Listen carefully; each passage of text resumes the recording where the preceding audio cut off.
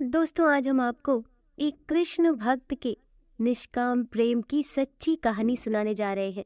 तो आइए वीडियो की शुरुआत करते हैं। एक गांव में एक बूढ़ी माई रहती थी।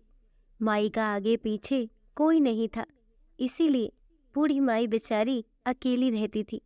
एक दिन उस गांव में एक संत आए। बूढ़ी माई ने महात्मा जी का बहुत ही प्रेम पूर्वक आदर सत्कार किया।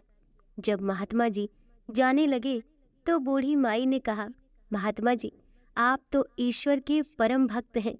कृपा करके मुझे ऐसा आशीर्वाद दीजिए जिससे मेरा अकेलापन दूर हो जाए। अकेले रह रह कर ऊब चुकी हूँ। तब उन महात्मा ने मुस्कुराते हुए अपनी झोली में से बाल गोपाल की एक मूर्ति निकाली और बुढ़िया माई को देते हुए कहा, माई, ये लो, आपका बालक है। इसका अपने बच्चे की तरह प्रेम पूर्वक लालन पालन करती रहना। बुढ़िया माई बड़ी लाड़ प्यार से ठाकुर जी का लालन पालन करने लगी। एक दिन गांव के कुछ शरारती बच्चों ने देखा कि माई मूर्ति को अपने बच्चे की तरह लाड़ कर रही है। नटखट बच्चों को माई से हंसी मजाक करने की सूझी। उन्होंने माई से कहा, अरे मैया सुन, आज गांव में जंगल से एक भेड़िया घुस आया है जो छोटे बच्चों को उठा कर ले जाता है और मार कर खा जाता है।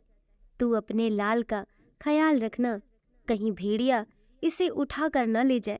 बुढ़िया माई ने अपने बाल गोपाल को उसी समय कुटिया में विराजमान किया और स्वयं लाठी लेकर दरवाजे पर पहरा लगाने के लिए बैठ गई।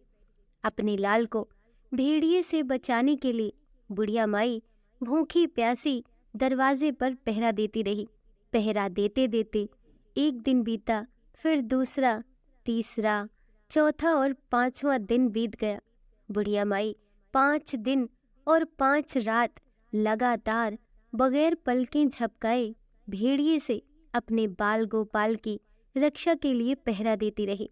उस भोली भाली मैया का ये भाव देखकर ठाकुर जी का हृदय प्रेम से भर गया। अब ठाकुर जी को मैया के प्रेम का प्रत्यक्ष रूप से आस्वादन करने की इच्छा हुई। भगवान बहुत ही सुंदर रूप धारण कर वस्त्राभूषणों से सुसज्जित होकर माई के पास आए।